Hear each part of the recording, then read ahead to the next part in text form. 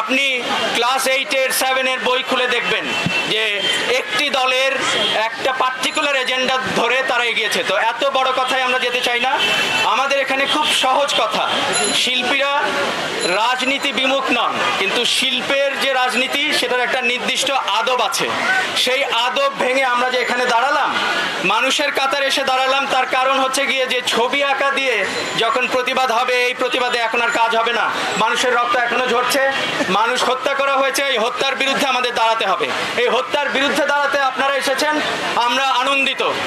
এই মুহূর্তে আমি যেটা বলতে চাই সেটা হলো যে সারা পৃথিবীতে যে একনায়কোচিত মনোভাব বিভিন্ন সরকারের আমরা দেখি, আমাদের পার্শ্ববর্তী দেশে যে মোদীকরণের যে ট্রেন্ড দেখা দিচ্ছে, যে ব্যবস্থা দেখা দিচ্ছে, সেই মোদীকরণ হচ্ছে যেটাকে ইংরেজিতে বলে পেরোকিয়ালিজম।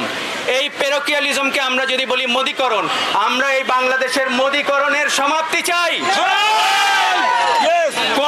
কোন অবস্থাতে শিল্পে, সাহিত্যে, রাজনীতিতে, সাংবাদিকতায় মোদীকরণ বন্ধ হোক।